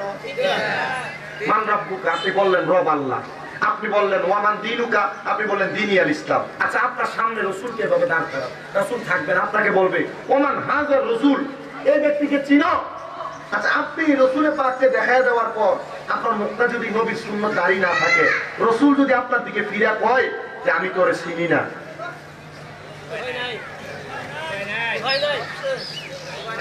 উপায় আছে? আর রাসূলকে কবরে নবী হিসেবে পাওয়ার জন্য উম্মত দাড়িটা রাখতে পারে। এই যে আমার দাড়িগুলো দেখতেছেন আপনারা, আমার কিন্তু দাড়ি ছিল না। আমি গত বছরও 1 বছর পর্যন্ত আমি দাড়ির কারণে মানুষের গালাগাল শুনছি। আমার ওয়াজের নিচে, আমি ওয়াজ করি, কবর খুব ভয়ঙ্কর জায়গা, কিয়ামতের আলামত খুব কঠিন, বেঈমান খুব কষ্ট পায়, আমার ওয়াজের নিচে রেখে বন্ধ, ওয়াজের কি নিচে দেখতেছে বন্ধ, বেদাতি, এটা সেটা লেখে। চিন্তা করলাম কারণ কি, পরে একটা লেখছে এমন ভণ্ডের ভণ্ড ওয়াজ করে এতদিন পর্যন্ত কিন্তু কোনো দাড়ি নেই। আচ্ছা আমি আরে কিভাবে বুঝাবো আল্লাহ আমার দাড়ি এখনো দেয় নাই? আমি পরে যে ব্যক্তি আমার দেখতে ভণ্ড আর বেদাতি, এত বছর ওয়াজ করে মুখে দাড়ি নাই, পরের প্রোফাইলে ঢুকলাম, দুইটা দিয়ে হেয়ার মুখ ক্লিন শেপ করে, এক গুছা ব্যক্তির আরেক গুছা ব্যক্তি বলতেছে সোজা হয়ে দাঁড়া, ঠিক না? আসে না ইজ্জত মানুষ? দেখবেন যে এর কোনো কাম নাই, চা দোকানে বসা বসা এ ভালো না, এ ভালো না, এ খারাপ, এইটা করে, এ ওইটা করে, এ সেটা করে, এমন গীবতকারী আছে না নাই? মনে রাখবেন বেশি উপরে কথা নয়, আল গীবাতু আশাদ্দু মিনাজ জিনা, আল গীবাতু আশাদ্দু মিনাল কাতল। দুইটা ব্যক্তি, এক নাম্বার যে ব্যক্তি গীবত করে, এই গীবত হলো জিনা করার চাইতে নিকৃষ্ট গুনাহ তার আমলনামায় হয়। আর এই গীবত কতল করলে, একটা মানুষকে জবাই করে দিলে যে গুনাহ হয়, একজনের নামে ছোট্ট একটা গীবত করলে সেই গুনাহ হয়। আপনার ভালো লাগছে না তার ব্যাপারে মন্তব্য করবেন না, আপনার ভালো লাগে না তার ব্যাপারে কোনো কথা বলবেন না, তার খারাপ দিক বর্জন করবেন, গীবত করেন না। আপনি গীবত করবেন, রাসূলের পাকের হাদিস করে দেখলাম নবীজি বলতেছে এই গীবত করার কারণে একটা ব্যক্তি যেন তার মৃত ভাই, এ ভাইয়ের পুস্তক আমরা খাইতেছে। আপনি আপনার মৃত ভাইয়ের পুস্তক আমরা খাইতে পারবেন না? আবার অন্য হাদিস শরীফ করে দেখলাম গীবত এবং সুদ, এই দুই ব্যক্তি, গীবতকারী এবং সুদ খানেওয়ালা, এই ব্যক্তিদের গুনাহ কেমন যে তার মার সাথে 70 বার জিনা করলে, মেলামেশা করলে যে গুনাহ, এই গীবতকারী আর সুদখোর হারামখোর গুলা সেম গুনাহ। আপনার কি একটু কলব কাঁপে না? চিন্তা করতে হুজুর কলব কাঁপবে? কি বলেন হুজুর, আমি তো 10 লাখ টাকা ব্যাংকে এফডিআর করে রাখছি, খবর এমন পিটান পিটাইবো হুজুর, আমি তো আমার সন্তানের ভবিষ্যতের কথা চিন্তা করে একটা ডিপিএস করে রাখছি, মাইকটা কি খবরে কম হবে না বেশি? এটা ন্যাশনাল বাবা আপনার এভাবে সেভাবে খাওয়াচ্ছে, কিন্তু সুদ, কথা বলেন না, সুদ না, সুদ। আর একটা সুদ দেখবেন এখন আর বেটা মানুষ খায় না, এখন বেরিয়েতে খায় এলাকায়। সুদের জন্য যদি বলে যে তুমি সুদে টাকা লাগাও, না লাগাই না, শাশুড়ির কাছে তার বন্দি ছিল কটা টাকা দেওয়ার জন্য, দেখ না একটু দেখে, এখন 1 লাখে বছরে 30,000 টাকা সুদ দেওয়া লাগে। যেমন সুদ করে আছে না নাই? আচ্ছা এটা কি জানে না এটা যে গুনার কাম? জানে, তবুও করে, কারণ কি? এটা ভালো লাগে। এই গুনার কামকে গুনাহ যায় না করে, চিন্তা করে দেখে এরা কবরে মরার পর শাস্তি কম না বেশি? আসতে কয় কম না বেশি? নিজের পরিবর্তন করেন, আল্লাহ তাআলা আপনাকে নাজাত প্রদান করবে। তো শেষ বেলায় আর কথাগুলো বলি, মুসা পয়গম্বর আল্লাহ তাআলা জিজ্ঞাসা করে, আল্লাহ 3 নাম্বার আর কোন কারণে তুমি এই ফেরাউনকে শাস্তি দাও না? আমার আল্লাহ তাআলা ডাক দিয়ে কয়, পয়গম্বর মুসা শুনে নাও, এই ফেরাউনের বাড়িতে এতিমদের খাবারের জন্য একটা ব্যবস্থা আছে। এ মুসা পয়গম্বর জানো, এই এতিমগুলা যখন খাবার খায় রে, এতিমগুলা খাবার খায়া আমি আল্লাহর কাছে দোয়া করে, আল্লাহ তুমি ফেরাউনকে আযাব দিও না, ফেরাউনকে শাস্তি দিও না। তুমি যদি ফেরাউনকে শাস্তি দাও, আযাব দাও, আল্লাহ আমরা তো খাবার খাইতে পারবো না, কে আমাদের খাওয়াইবো? আল্লাহ তুমি এই কারণে ফেরাউনকে আযাব থেকে মুক্ত করো। আল্লাহ কয়ে মুসা, এই 3 নাম্বার কারণে আমি ফেরাউনকে আযাব দেই না, ফেরাউনকে ধ্বংস করি না। এবার 4 নাম্বার কোন কারণ বলেন না? আমার আল্লাহ কয়ে মুসা, ফেরাউনের মা এখনো জীবিত আছে, বড় অসুস্থ রে, হাঁটতে পারে না, চলতে পারে না। এ মুসা, ফেরাউন যখন তার মারে নিজ হাতে গোসল করায়, ফেরাউন যখন তার মারে নিজ হাতে খাওয়ায়, ফেরাউনের মা আমার আমি আল্লাহর কাছে হাত বাড়ায় দোয়া করে, আল্লাহ আমার ফেরাউন আমার এত যত্ন করে, এত আদর করে, তুমি আমার ফেরাউন রে আযাব গজব দিয়া ধ্বংস করো না। মুসা রে, এই তিন কারণে আমি তারা ধ্বংস করি না। ও আমার পিচুরিয়ার বাবারা, আপনারা যারা এই সুন্দর খানকায়ে বদলুর রহমানিয়া হাফিজিয়া সুন্নি মাদ্রাসা তিনখানার মাহফিলে বসছেন, আমি জানি না আল্লাহকে সন্তুষ্ট করার জন্য আপনারা কি ইবাদত করেন, আমি জানি না আল্লাহর সন্তুষ্ট করার জন্য আপনারা কোরআন তেলাওয়াত করেন কিনা। আব্বুজিরা রে, নবীর উম্মতের দল, আল্লাহরে সন্তুষ্ট করার জন্য মা বাবার খেদমত করেন কিনা জানি না। আমার নবী ডাক দিয়া কই, উম্মত রে, দুনিয়ার জমিনের মধ্যে সবচাইতে নিকৃষ্ট সেই ব্যক্তিটা। নবী গো, কোন ব্যক্তিটা? ওই সাকাতুর রাব্বি ফি সাকাতিল ওয়ালিদাইন, যে তার মা বাবারে কষ্ট দিয়ে আমার আল্লাহরে কষ্ট দিছে। আপনি আপনার মা বাপরে ভাত দেন না, মা বাপরে খাওয়ান না, এমন অনেক সন্তান আছে ভাইয়ে ভাইয়ে ঝগড়া করে মা বাপরে জুদা করে দিছে। এমন অনেক সন্তান আছে বউ কথার কথাই বলছে, তোমরা দুই তিন ভাই, তুমি কেন একা তোমার মা বাপরে ভাত খাওয়াও? বউয়ের কথা শুনে মা বাপরে জুদা করে দিছে, মা বাপরে খানা খাওয়ায় না। এমন অনেক সন্তান আজকের মাহফিলে হয়তো বসে গেছেন।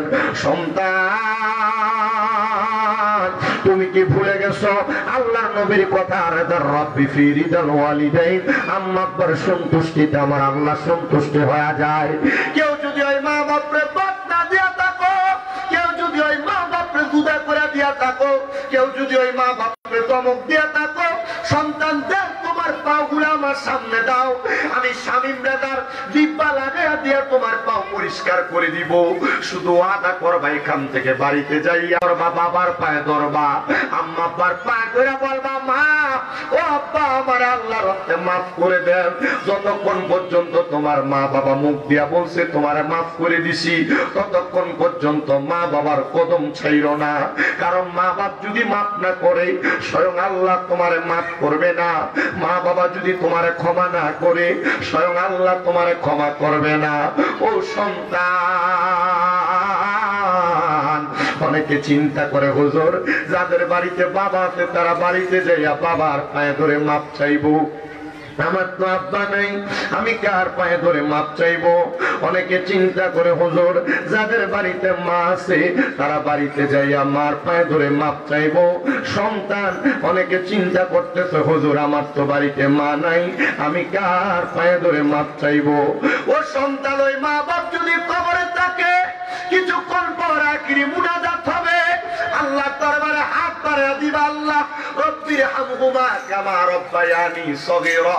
আমার নবী জানায়া দেয় উম্মতের দলেরা, দুনিয়াতে কোন সন্তানের মা মারা যাওয়ার পরে, বাবা মারা যাওয়ার পরে সন্তান যদি এই দোয়াটা কইরা চোখের মণিকোঠার মধ্যে একটা মাটির মাথা পরিমাণ পানি চাইরা দিয়া কান্না করে, ওই পানি মাটিতে পড়ার আগে আমার আল্লাহ তার মা বাবার জীবনের গুনাহ মাফ করে দেয়।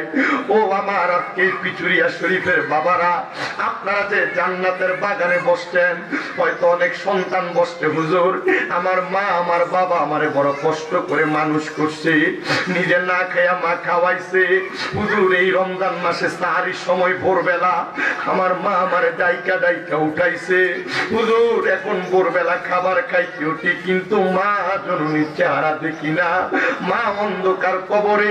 সন্তান কইলা গেছো, সামনে যে ঈদের দিন আসবে, ঈদের সময় কত নতুন জামা কাপড় তোমার মা বাপ তোমার কিনা দিছে।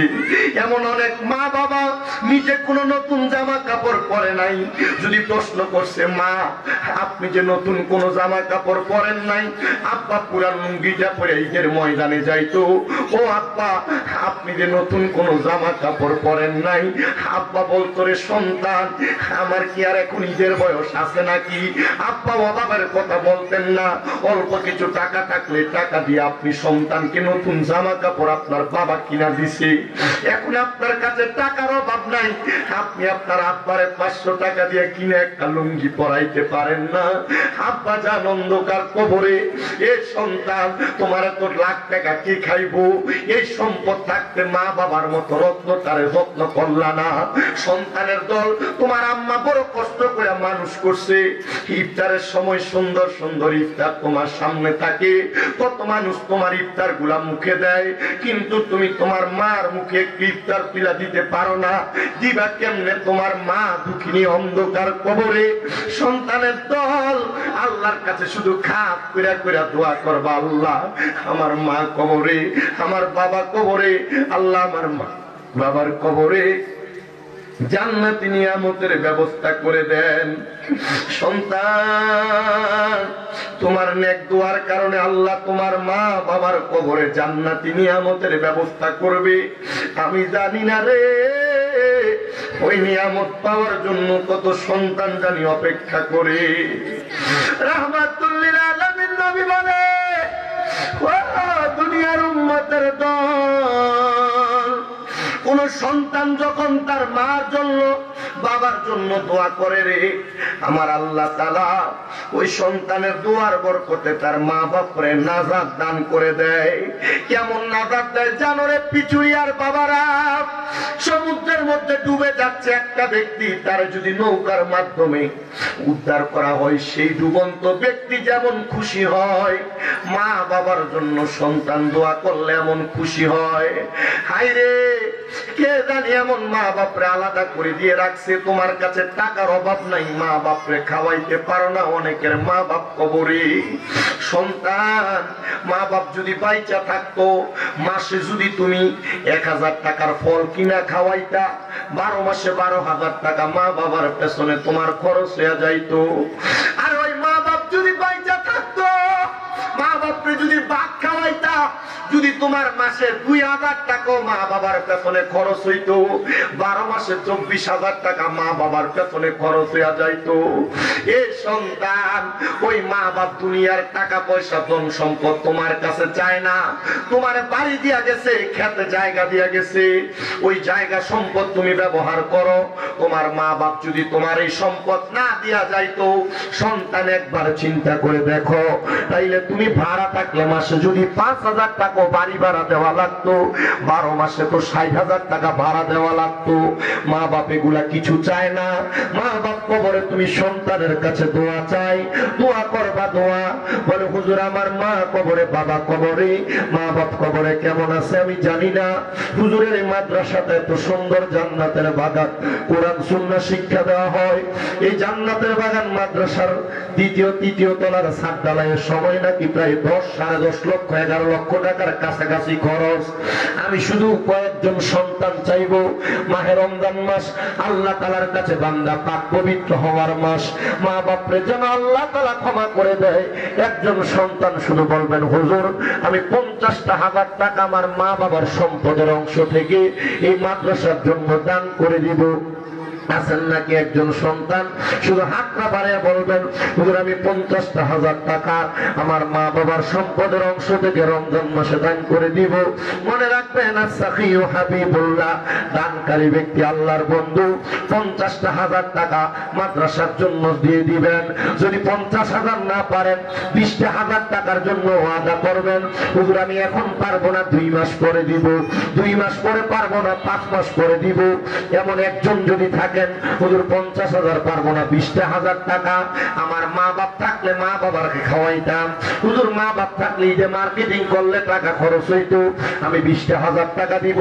আছেন নাকি একজন বাবা শুধু হাত তুলবেন, মা বেঁচে নাই, বাবা বেঁচে নাই, ভালোবাসি তোমায় বাবা বুকটা যে যাইছি রে, তোমার কথা হৃদয় মাঝে পড়ছে বারে বারে, বাবা তুমি কেমন আছো ছোট মাটির ঘরে, তোমার কথা হৃদয় মাঝে পড়ছে বারে বারে, বাবা গো ও বাবা, বাবা গো ও বাবা, দরজাটা খুলতে কে যাই ঢোক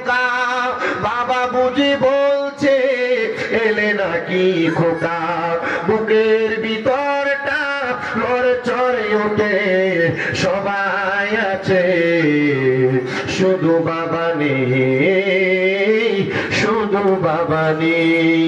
আছেন নাকি একজন সন্তান, হুজুর আমার বাবা থাকলে বাবারে হাত খরচ যদি দৈনিক 100 করে দিতাম, মাসে 3000, 12 মাসে অনেক টাকা চলে যাইতো। আছেন নাকি 20,000 টাকায় মাদ্রাসার জন্য দিবেন? বলে হুজুর 20,000 পারবো না, আমি 10,000 টাকা 1 মাস পর, 2 মাস পর, 3 মাস পর, 5 মাস পরে দিব। 10,000 টাকা দিবেন আল্লাহর হস্তে মাদ্রাসাটার কাজটার জন্য। আছেন নাকি একজন শুধু হাত বাড়াইবেন 10,000 দিবেন? একজন মানুষ আমি 10,000 দেওয়ার মতো।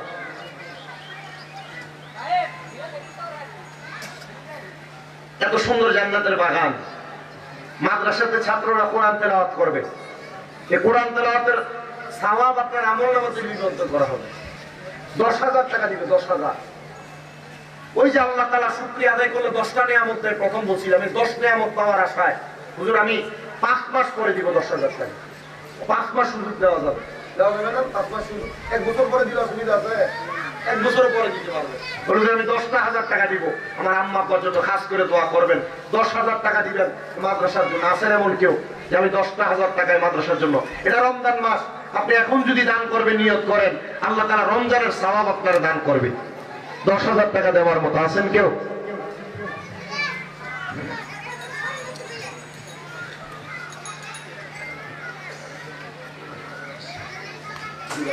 মারহাবা, সবাই ধরে পড়েন মারহাবা।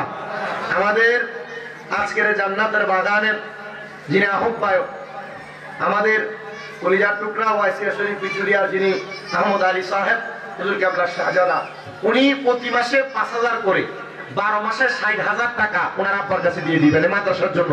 মারহাবা করেন, নারে তাকবীর। আপনারা দিবেন না জোরে তাকবীর দিবেন, একটু মুহাব্বতে তাকবীর দেন না, নারে তাকবীর, নারে রিসালাত। আল্লাহ তোমার বান্দা যে আশা করেন নিয়োগ করেছে প্রতি মাসে মাসে 5,000 করে, 12 মাসে 60,000 টাকা দান করে দিবে। আল্লাহ তোমার বান্দার নিয়ত তুমি কবুল মঞ্জুর করো। দানের হাদিয়া সোনার মক্কা মদিনায় পৌঁছাও। কামাই রুজিতে বরকত দাও, হায়াতে রিজিকে বরকত দাও, বিপদ আপদ বালা মুসিবত থেকে হেফাজত দান করো। এরপর 10,000 টাকা চাইছিলাম, একজন মানুষ 60,000 দিবে বলছে। 10,000 দিবেন 1 বছর। মারহাবা। নাম কি বাবা জান আপনার? আপনার মামা জনাব আনিসুল হক সাহেব। আল্লাহ আনিসুল হক সাহেব আমার পাশে, আমার মা আছে, বাবা নাই। আল্লাহ কবুল করো, মঞ্জুর করো। তোমার বান্দা জনাব মোহাম্মদ আনিসুল হক সাহেব উনি দান করে দিয়েছেন 10,000 টাকা। আল্লাহ তোমার বান্দা জনাব আনিসুল হক সাহেব যে আশা করে 10,000 টাকা করে জমা, আল্লাহ তুমি তার বংশের কবর আযাব করো ক্ষমা, মনের নেক আশাগুলো পূরণ করো, হায়াতে বরকত দাও, রিজিকে বরকত দাও। আল্লাহ আনিসুর রহমান সাহেবের বংশের কবর আযাব মাফ করো, হায়াতে বরকত দাও, রিজিকে বরকত দাও, বিপদ আপদ বালা মুসিবত থেকে হেফাজত দান করো। 2 নাম্বার আছেন নাকি 10,000 টাকা দিবেন, পারলে 1 মাস পর দিবেন, না পারলে 2 মাস পর, 5 মাস পর, 1 বছরের মধ্যে 10,000 টাকা দিবেন। 2 নাম্বার আনিসুল হক সাহেবের মতো আছেন নাকি আরেকজন 10,000 দেওয়ার মতো? আম্মা পরে মোহাব্বত কইরা ব্যবসা বাণিজ্যে বরকতের জন্য 10,000 টাকা দিবেন। 10,000 পারবেন না, বলে হুজুর আমি 5,000 টাকা 5 ওয়াক্ত নামাজের মোহাব্বতে দান করব।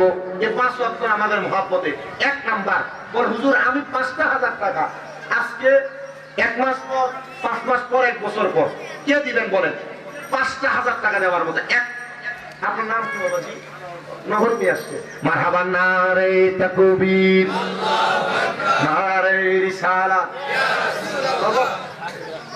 সাকিবের আব্বা খলিলুর রহমান, আল্লাহ কবুল করো, মঞ্জুর করো।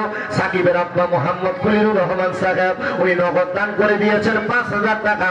আল্লাহ তোমার বান্দা যে আশা করে 5,000 টাকা করে জমা, আল্লাহ খলিলুর রহমান সাহেবের বংশের কবর আযাব করে দিও ক্ষমা।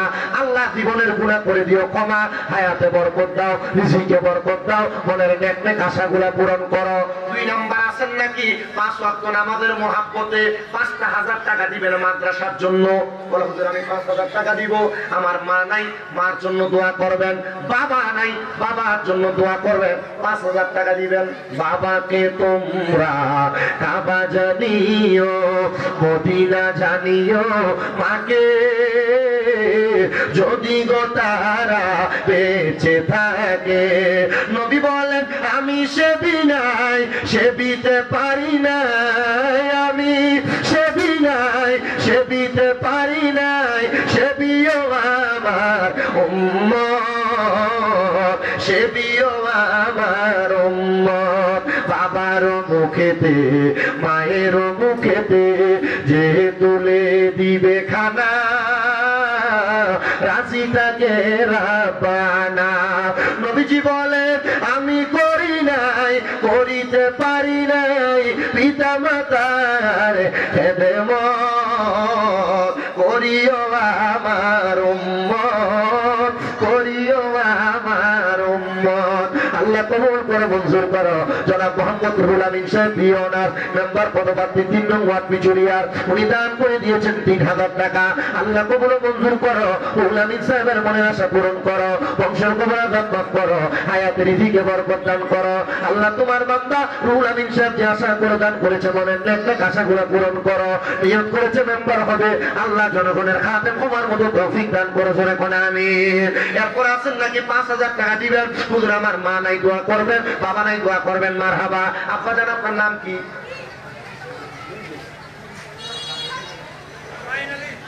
মাইন আলী সাহেব। মাইন আম্মা আছে? আম্মা সাহেব বানাই। আল্লাহ কবুল করো, মঞ্জুর করো।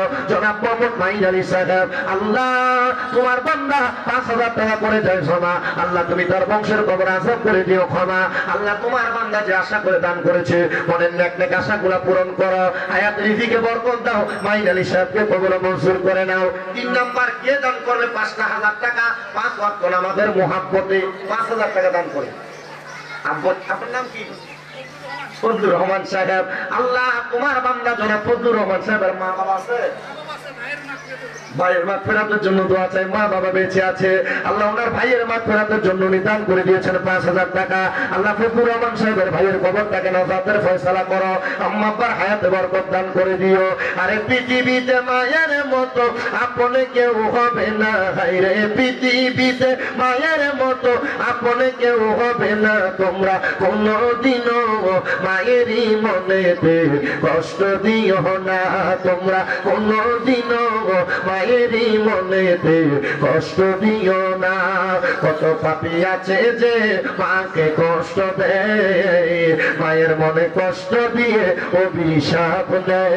হায়রে মায়ের মনে কষ্ট দিলে কষ্ট পাই রাব্বানা। তোমরা কোনদিনও মায়েরই মনেতে কষ্ট দিও না। আর আছে 5,000 দেওয়ার মতো?